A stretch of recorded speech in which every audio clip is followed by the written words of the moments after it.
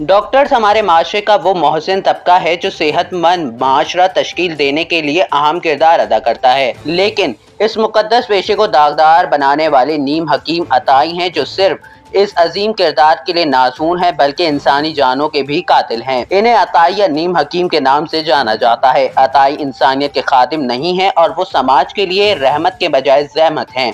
पाकिस्तान में अताई डॉक्टरों के लिए नीम हकीम का लफ्ज़ ज़्यादा मशहूर है। पाकिस्तानी माशरे को जहाँ बहुत से मसाइल का सामना है, वहाँ मुल्क में अतायत का नासूर भी तेजी से परवान चढ़ रहा है। अतायत का तेजी से फलता फूलता ये मौलिक जाल सेहतमंद पाकिस्तानी माशरे की जड़ों को खोखला कर रहा है। आहिस्ता आहिस्ता हर गली महल्ले और जदीद सोसाइटीज में प्राइवेट अस्पतालों, क्लिनिक और कंपाउंडरों, अताइयों और तबीबों की भरमार हो चुकी है। ये आम बात है कि गरीब इस वजह से अस्पतालों और क्लिनिक्स में डॉक्टरों के पास जाने के बजाय अताइयों और कंपाउंडरों के पास जाते हैं। सच तो ये है कि शदीद गुर्बत के मारे लोगों के पास इतने पैसे ही नहीं हैं कि वो साइंसी इलाज करवा सकें। WHO की रिपोर्ट के मुताबिक पाकिस्तान में 82% लोगों के पास साइंसी इलाज के लिए दरकार रकम ही मौजूद नहीं। सिर्फ कराची के अंदर 70,000 से ज्यादा लोग गैर साइंसी तरीक़ेकार से इलाज करा रहे हैं। इससे बचने का वाहिद हल ये है कि गली महल्ले के क्लिनिक्स में जाने के बजाय एक सर्टिफाइड हॉस्पिटल में जाने को तरजीह दी जाए ताकि आपका इलाज महफूज हाथों से ही मुमकिन हो। लेकिन याद रहे कि आप जिस डॉक्टर से इलाज करवा रहे हैं उसकी डिग्री की तस्दीक कर ली जाए।